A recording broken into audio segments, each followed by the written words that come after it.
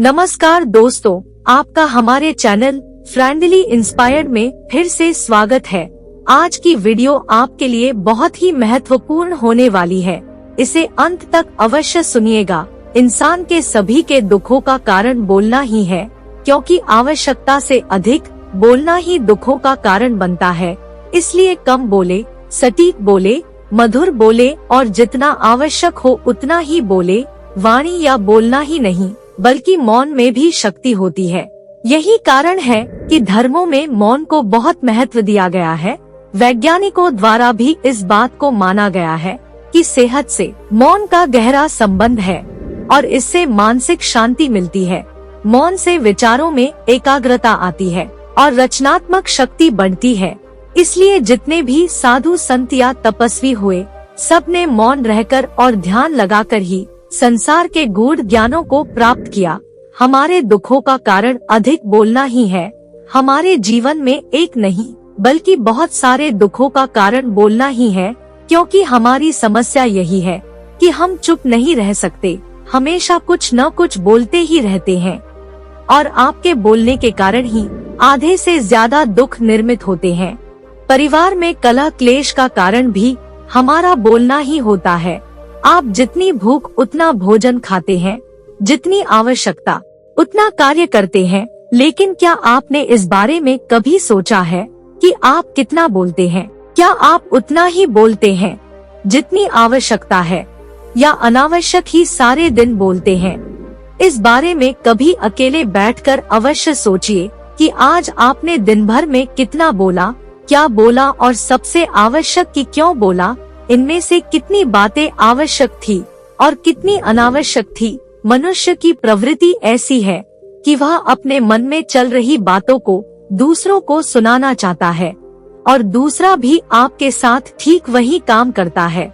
ये बातें किसी अन्य या तीसरे व्यक्ति से संबंधित हो तो सुनने तथा सुनाने का काम और भी दिलचस्पी से होता है।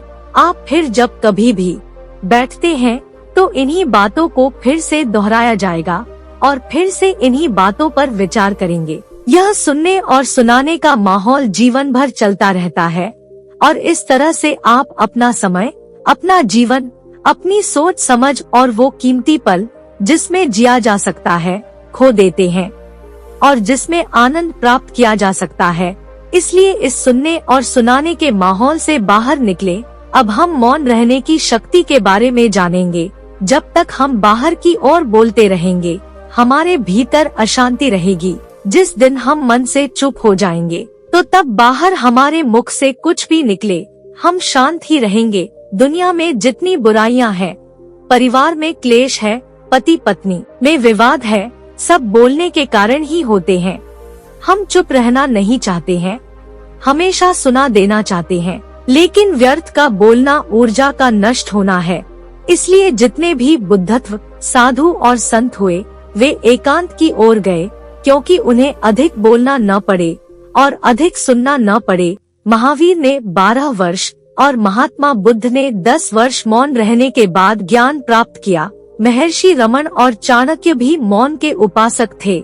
लेकिन आप इस संसार में रहकर भी एकांत रह सकते हैं। इसके लिए आपको अपनी उन ऊर्जाओं को बचाना होगा जिसे आप व्यर्थ के शब्दों में नष्ट कर देते हैं। इसलिए उतना ही बोले जितना आवश्यक हो। मौन रहना त्याग है, तपस्या है। मौन रहने से शरीर में ऊर्जा बढ़ती है। मौन के बल से कई सिद्धियां प्राप्त कर सकते हैं। मौन इस अवस्था में खतरनाक होता है जब मन में विषय वासना का तांडव चल रहा हो और जुबान बंद हो। मौन आत्मा का श्रृंगार है। जो मौन को जान गया वह जग जीत गया। यदि लोग आवश्यकतानुसार बोले तो 90% झगड़े स्वयं खत्म हो जाएंगे। इंसान को उतना ही बोलना चाहिए जितना बोलने से काम चल जाए। अधिक बोलने से शरीर की ऊर्जा क्षीण होती है। जो मौन की भाषा जानता है वह शब्दों का अच्छा प्रयोग करता है। यदि व्यक्ति 1 हफ्ता गंभीर मौन में बिताए तो वह 1 घंटा सार्थक बोलने योग्य होता है।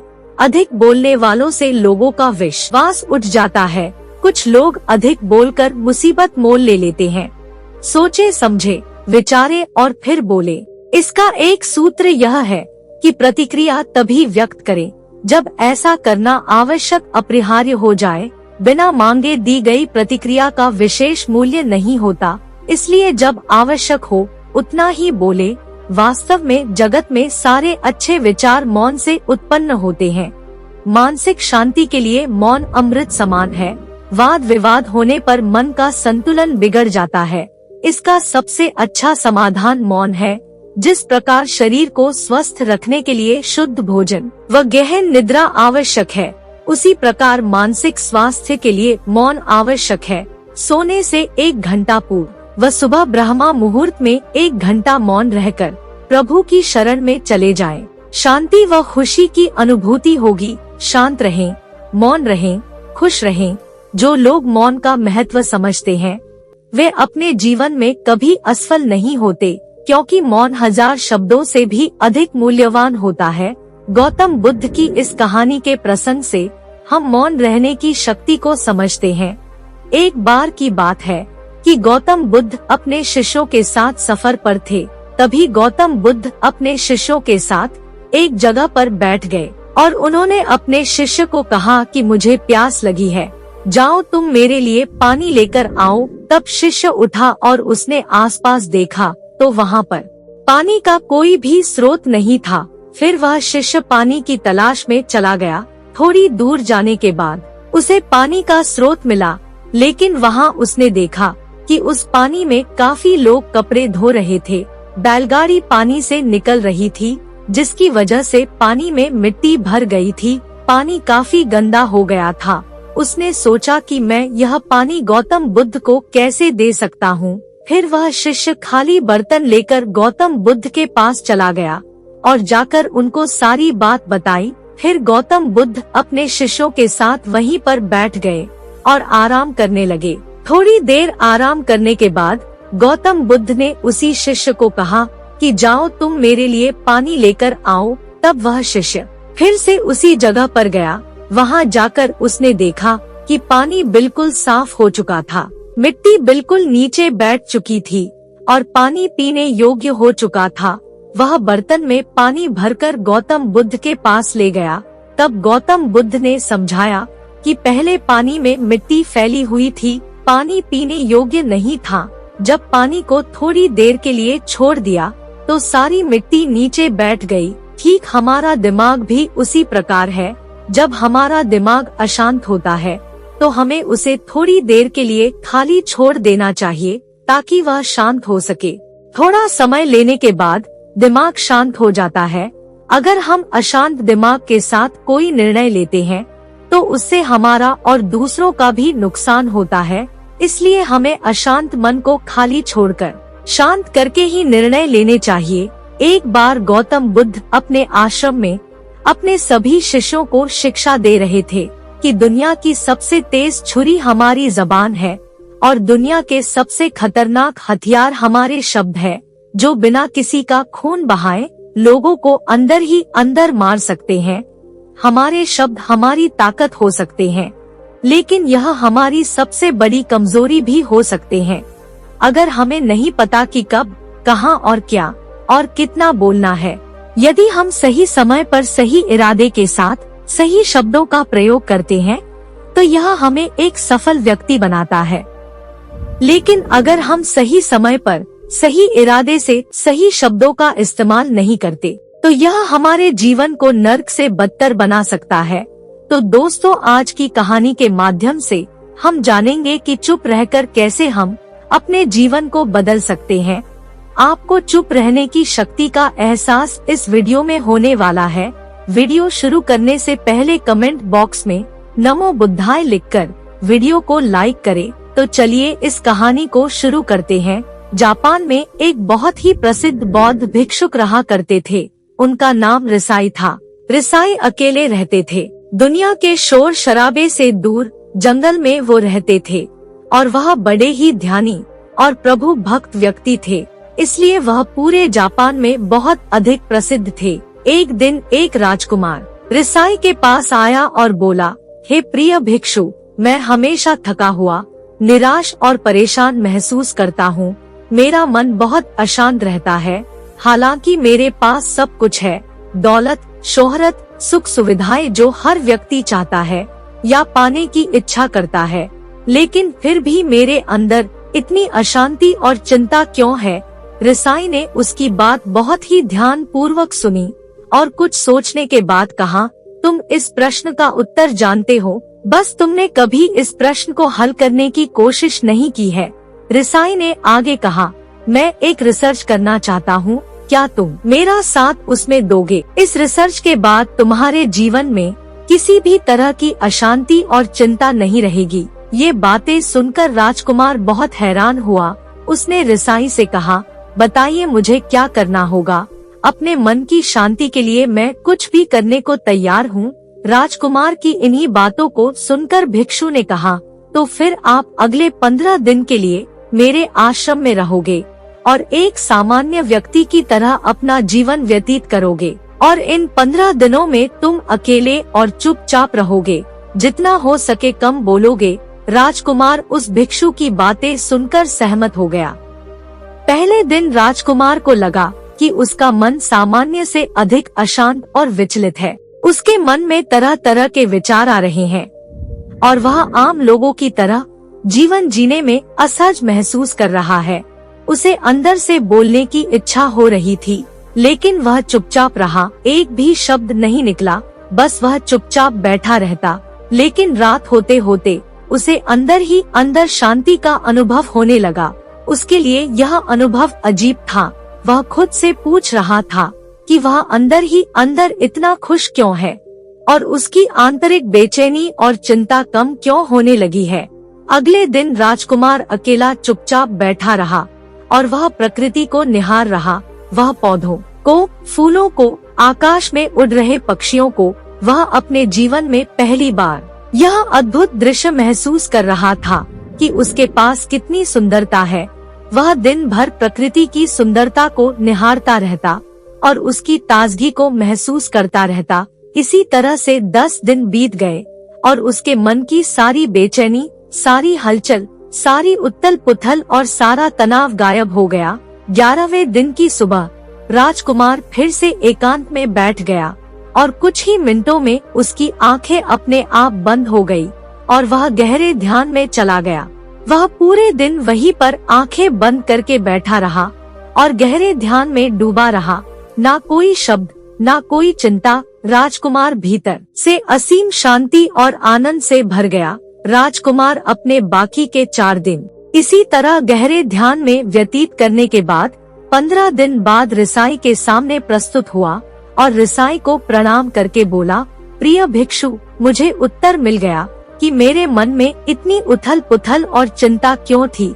मैं जान गया कि मेरा मन इतना अशांत और विचलित क्यों था। रिसाई मुस्कुराते हुए पूछा, बताओ क्या उत्तर मिला तुम्हें? राजकुमार ने कहा, मैं आवश्यकता से अधिक बातें करता था। मैं किसी पर भी अपने शब्द और ऊर्जा व्यर्थ करता था।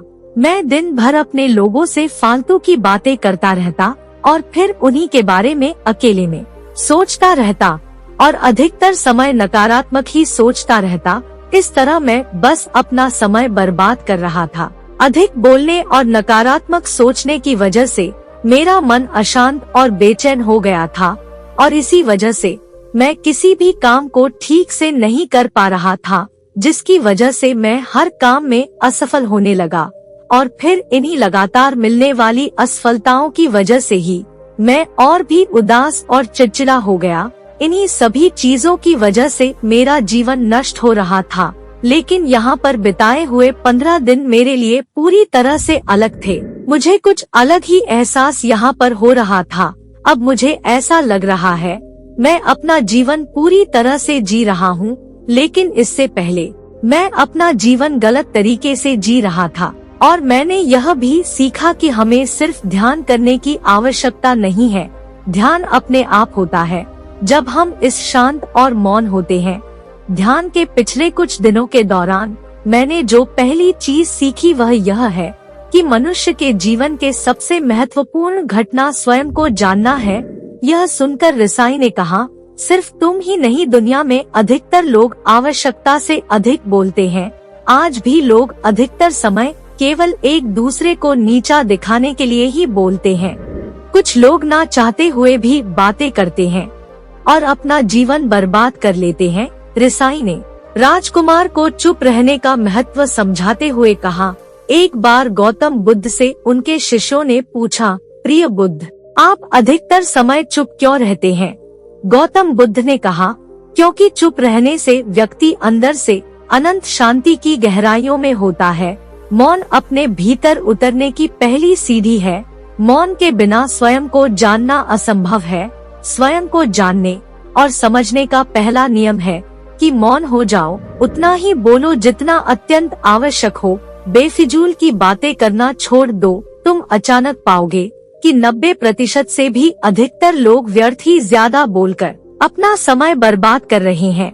ना बोलने का कोई भी नुकसान नहीं है, लेकिन यदि आप अधिक बोलते हैं, गलती कर देते हैं।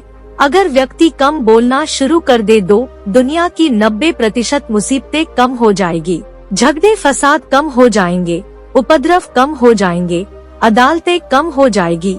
अगर लोग थोड़ा चुप रहना सीख लिए, संसार की बहुत सारी समस्याएं हैं, बहुत सारा उपद्रव सिर्फ बोलने से पैदा होते हैं।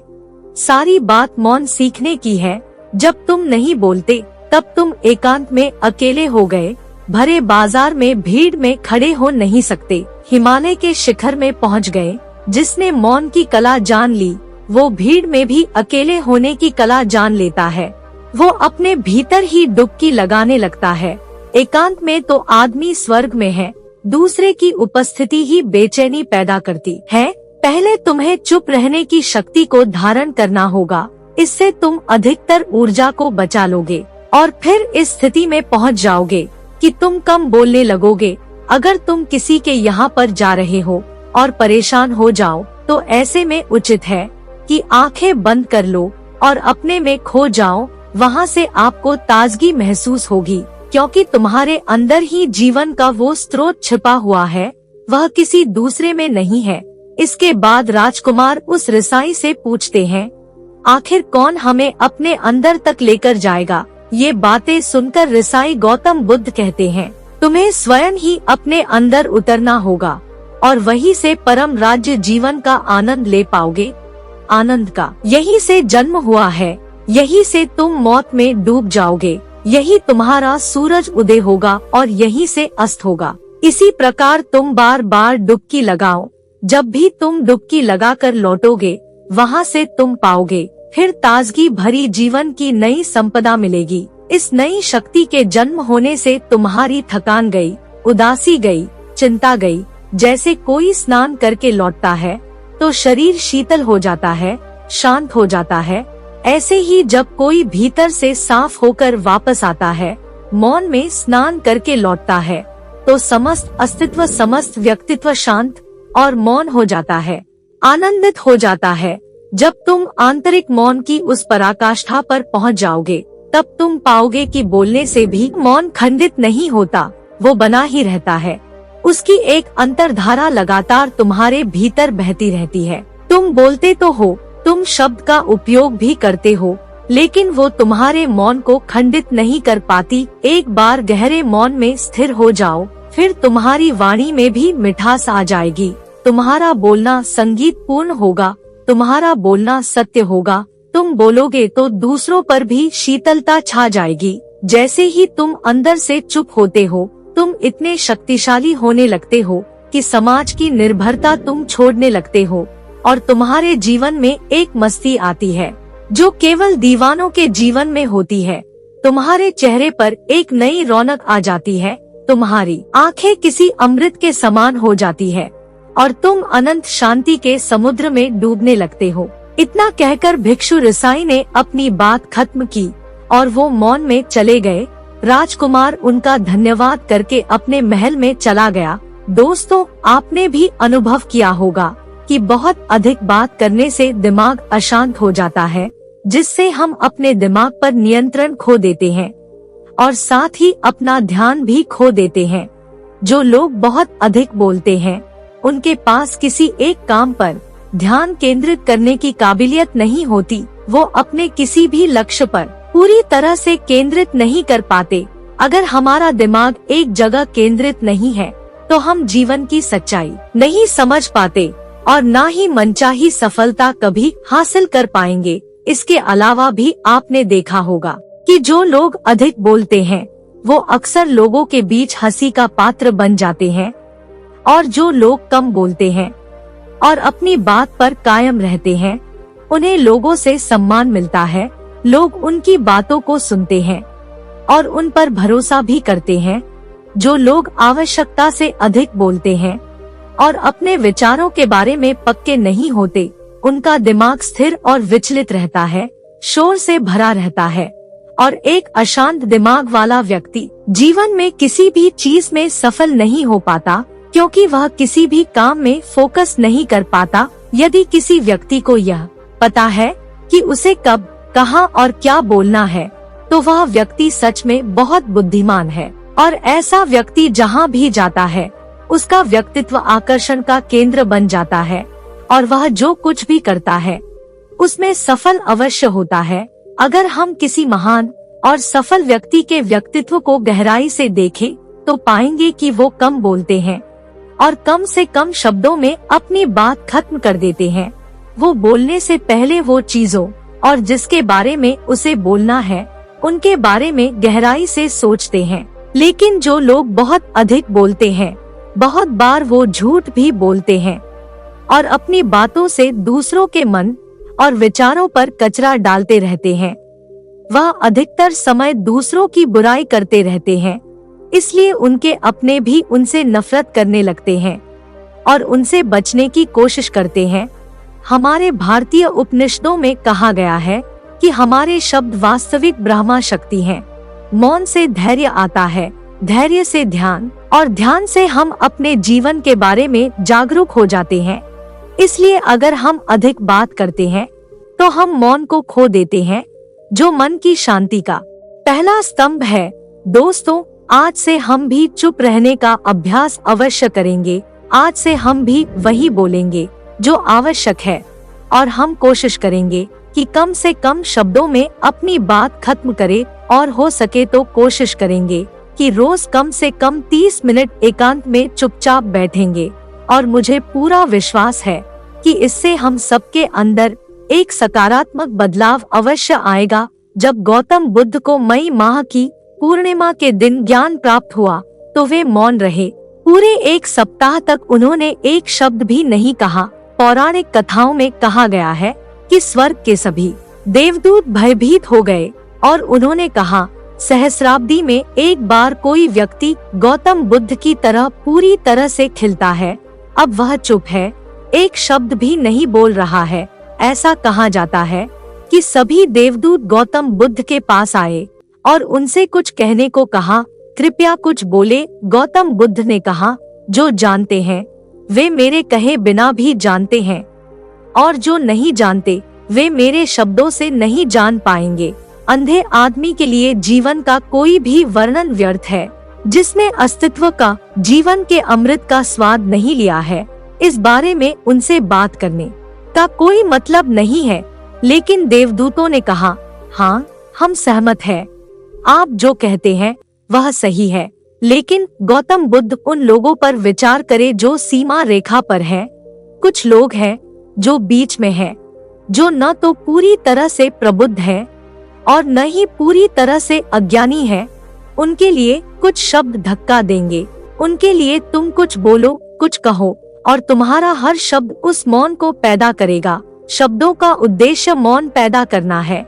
अगर शब्द अधिक शोर पैदा करते हैं तो वे उनके लक्ष्य पहुँचे नहीं हैं।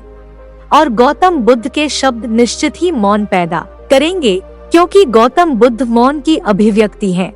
मौन जीवन का स्रोत है और रोगों का इलाज है।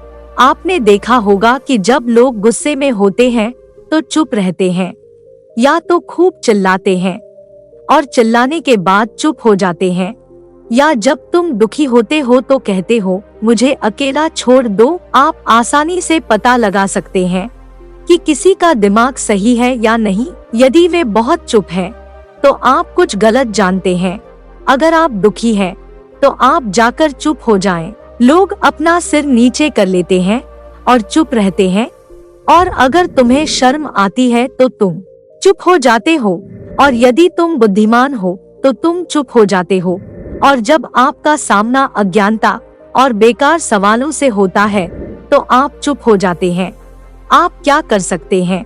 जब यीशु से यह साबित करने के लिए कहा गया, क्या आप ईश्वर के पुत्र हैं, वह चुप रहा। वह सबसे बुद्धिमानी भरा काम था। जब आपसे किसी ऐसी बात का सबूत मांगा जाए जो सबूत से परे है, तो इसका उपाय चुप्पी है।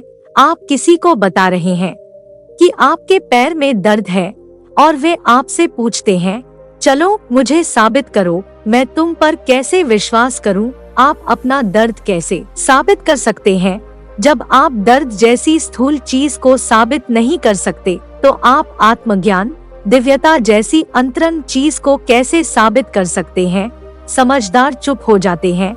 एक पुरानी संस्कृत कहावत है, विरूपण वाणी का मूल है। जैसे ही आप बोलना शुरू करते हैं, आप विकृत हो जाते हैं। शब्द अस्तित्व पर कब्जा नहीं कर सकते, लेकिन मौन कर सकता है। अंतरिक्ष और मौन पर्यायवाची है। खुशी तृप्ति मौन लाती है, चाहत शोर लाती है। मौन ही इलाज है, क्योंकि मौन में आप स्रोत पर वापस आते हैं और इससे आनंद पैदा होता है। इसीलिए जब कोई दुखी होता है तो चुप हो जाता है और अपने दुख से छुटकारा पाकर बाहर आ जाता है। उन्हें कम से कम खुशी या कुछ शांति के साथ बाहर आना चाहिए। गौतम बुद्ध का जीवन अभाव आवश्यकता का नहीं था। शुरू से ही उन्होंने बहुत व्यस्त जीवन जिया। कोई भी खुशी उसी क्षण उसके चरणों में होगी जब वह उसे चाहेगा। गौतम सिद्धार्थ ने ऐसा जीवन जिया और आपको आश्चर्य होगा कि इतना सुखी और विलासितापूर्ण व्यक्ति दुख के बारे में कैसे बात कर सकता है। इसके बारे में बोलने के लिए संसार में दुख कष्ट का अनुभव करना पड़ता है, लेकिन गौतम बुद्ध ने कहा कि पहला सिद्धांत, पहला सत्य जो उन्होंने खोजा वह दुख है। वह इतना संवेदनशील था कि बाहर से कामुक सुखों में डूबा हुआ था, इसलिए अंदर जाने के लिए कुछ भी नहीं था, क्योंकि सब कुछ वही होगा। आप उस चीज के लिए कैसे जाएंगे जो पहले से ही मौजूद है? सारे सुख वहाँ थे। वह शुरू से ही चुप था, क्योंकि संतृप्ति थी। उसकी चुप्पी संतृप्ति से उत्पन्न हुई थी। लेकिन एक दिन उन्होंने कहा, मैं जाकर देखना चाहूंगा कि दुनिया क्या है। यह जिज्ञासा उनमें पैदा हुई, और जब उसने किसी को बीमार देखा, किसी बूढ़े को और मरते हुए देखा और किसी को मृत देखा, तो ये 3 घटनाएं उन्हें यह ज्ञान दिलाने के लिए काफी थी कि दुख है। जब उन्होंने किसी को बीमार देखा तो गौतम बुद्ध ने कहा, बस मुझे इसका अनुभव हो चुका है। इतना गहरा मौन, ऐसा समेकित मौन ही इतना संवेदनशील हो सकता है। किसी के दर्द को देखना और उसे पूरी तरह से प्रतिबिंबित करना और उसे महसूस करना, उसका अनुभव करना। एक बूढ़े आदमी और एक शव की एक झलक ही काफी थी। गौतम बुद्ध ने कहा, जीवन में कोई आनंद नहीं है। उन्होंने कहा, मैं पहले ही मर चुका हूँ, जीवन का कोई मतलब नहीं है। चलो वापस चलते हैं। वह महल में वापस चला गया। हम बहुत सारे लोगों को मरते हुए देखते हैं। हम इतना दुख देखते हैं। हम असंवेदनशील बने रहते हैं, क्योंकि वहाँ कोई मौन नहीं है। हम अपनी ही छोटी छोटी लालसाओं और द्वेषों में फंसे हुए हैं। मन अपने ही शोर से भर जाता है। यह अस्तित्व के संगीत को समझने में असमर्थ है। मौन इस अस्तित्व का संगीत है। मौन ही इस अस्तित्व का रहस्य है। दुख की एक झलक ही गौतम बुद्ध के लिए जांच की यात्रा शुरू करने के लिए काफी थी। जीवन का उद्देश्य क्या है? हम क्यों जी रहे हैं? ब्रह्मांड किस बारे में है? ये सारे प्रश्न, सबसे सार्थक प्रश्न उस सन्नाटे में, उस तृप्ति के सन्नाटे में उठे। तब गौतम बुद्ध महल, अपनी पत्नी और पुत्र को छोड़कर अकेले ही सत्य की खोज में निकल पड़े। खामोशी जितनी मजबूत होगी, उस खामोशी से उठने वाले सवाल भी उतने ही ताकतवर होंगे। उसे कुछ भी नहीं रोक सका, इसलिए वह भाग निकला। वह जानता था कि दिन में वह नहीं जा सकेगा, इसलिए वह रात में चुपचाप महल से भाग निकला और कई वर्षों तक उसकी तलाश करता रहा। उसने वह सब किया जो लोगों ने उससे करने को कहा था। एक स्थान से दूसरे स्थान तक गया। किसी ने कहा उपवास करो, उसने उपवास किया। वह कई रास्तों पर चला और अंत में बैठकर 4 सत्यों की खोज की। संसार में दुख है और दुख का कारण है। आप बिना किसी कारण के दुखी नहीं हो सकते। आप किसी कारण से बिना किसी कारण के खुश हो सकते हैं, लेकिन आप बिना कारण के दुखी नहीं हो सकते। यदि आप ध्यान दें, एक शिशु, एक बच्चा, वह केवल तभी रोता है जब उसे दूध की आवश्यकता होती है, या जब उसे सोना होता है, या उसे कुछ चाहिए होता है। लेकिन जब आवश्यकताओं का ध्यान रखा जाता है तो बच्चा खुश होता है, आनंदित होता है। एक बच्चा अपनी उंगली को देखेगा और खुश होगा। यह अपनी उंगली की ओर भी नहीं देख रहा है, यह खुश है, बस आनंददायक है, क्योंकि खुशी को किसी कारण की आवश्यकता नहीं होती है। लेकिन दुख का एक कारण होता है। जब भी आप दुखी होते हैं तो उस दुख का एक कारण होता है। तो गौतम बुद्ध ने कहा, पहला सत्य दुख है, संसार दुख है। जब यह सत्य हमारे मन में, हमारे अनुभव में दृढ़ हो जाता है कि संसार दुख है, तभी आप देख पाते हैं कि इस संसार से परे क्या है। वह कुछ आत्मा जो संपूर्ण आनंद है। जीवन में सीखने की केवल 2 ही संभावनाएं हैं। एक तो यह कि हम अपने आसपास की दुनिया का निरीक्षण करें और दूसरों के कष्टों और दूसरों की निरर्थक बातों से जाने कि यह बर्बादी है, या अपने अनुभव से इसका अध्ययन करें और तब आप पाएंगे कि यह दुख है। कोई तीसरी संभावना नहीं है। आप जितने अधिक संवेदनशील होंगे, आपको अकेले ही इन सब चीजों से गुजरने की आवश्यकता नहीं होगी। आप उन लोगों को देख सकते हैं जो गुजर रहे हैं और बुद्धिमान बन सकते हैं। यदि यह संभव नहीं है तो कोई बात नहीं, आप आगे बढ़े, ये तो पक्का है। जीवन अमर है, यह केवल देर से सबक सीखने की बात है। दुख है, तुम उससे इनकार नहीं कर सकते, और दुख का एक कारण है, यह दूसरा सत्य है। तीसरा सत्य, वह कहते हैं, दुख को खत्म करना संभव है। यदि दुख आपका स्वभाव है तो आप इसे समाप्त नहीं कर सकते। और चौथा सत्य, उन्होंने कहा, एक रास्ता है, दुख से बाहर निकलने का एक रास्ता है। और मार्ग, उन्होंने 8 गुना मार्ग निर्धारित किया, जिसमें सही अभ्यास, सही ध्यान शामिल था, सही संभाव, सही प्रकार का मौन। यह शोक का मौन नहीं है, यह क्रोध, घृणा का मौन नहीं है, सही प्रकार का मौन है, सही प्रकार की समाधि है, सही दृष्टि है, सही समदर्शी दृष्टि है। मन शोर है, मन का स्रोत मौन है। इसीलिए गौतम बुद्ध ने कहा, कोई बात नहीं। इसका मतलब यह नहीं कि गौतम बुद्ध बात नहीं कर रहे थे। यदि मन ही नहीं है तो आप बात कैसे कर सकते हैं, लोगों से बातचीत कैसे कर सकते हैं। जब गौतम बुद्ध ने कोई मन नहीं कहा तो उनका मतलब विचारों की वह श्रृंखला नहीं थी जो हर समय आपके दिमाग में घूमती रहती है। बुद्ध अनेक प्रश्नों पर मौन रहे। एक प्राचीन ऋषि ने कहा, उत्तरहीन हो जाओ। प्रत्येक प्रश्न को थोड़ा और आगे ही धकेलता है। प्रत्येक उत्तर कई और प्रश्न सामने लाता है। प्रश्न उत्तर सत्र का कोई अंत नहीं है, यह हमेशा के लिए चल सकता है। आप एक प्रश्न का उत्तर दें, इससे 10 अन्य प्रश्न सामने आ जाएंगे। सवाल जवाब है, जोड़ी है, उनकी कोई पारिवारिक योजना नहीं है।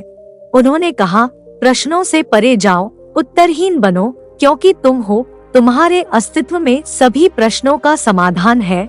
हर प्रश्न को आश्चर्य में बदल दो। आप जानते हैं प्रश्न और आश्चर्य में क्या अंतर है। प्रश्न हिंसा उत्पन्न करता है, आश्चर्य मौन उत्पन्न करता है। एक प्रश्न उत्तर की तलाश में है, आश्चर्य एक अन्य प्रश्न का उत्तर नहीं है। और ऐसे बुद्धिमान, बौद्धिक प्रतिभाशाली जब उनसे कटोरा लेकर भीख मांगने को कहा जाए तो जरा सोचिए उन लोगों का क्या हाल होगा। वे करुणा की मूर्ति बन गए। संवेदनाओं का निरीक्षण करें, भावनाओं का निरीक्षण करें और अपने वास्तविक स्वरूप का निरीक्षण करें। वास्तविक स्वरूप क्या है? यह शांति है, यह करुणा है, यह प्रेम है, यह मित्रता है और यह आनंद है। और मौन इन सब को जन्म देता है। मौन दुख, अपराध बोध, दुख को निगल जाता है और आनंद, करुणा और प्रेम को जन्म देता है। और बिल्कुल यही बुद्ध का जीवन था। वह दुख, अपराध, भय, अहंकार, अज्ञानता को दूर करने और ज्ञान, शक्ति, ज्ञान और शांति वापस लाने के लिए आया था। और यह आपके लिए अभी यहाँ हर जगह उपलब्ध है। हर कोई आनंद ले सकता है और संसार को पार कर सकता है। दोस्तों, उम्मीद करता हूँ आपको इस कहानी से एक अच्छी सीख मिली होगी। यह कहानी आपको कैसी लगी, हमें कमेंट बॉक्स में कमेंट करके अवश्य बताएं।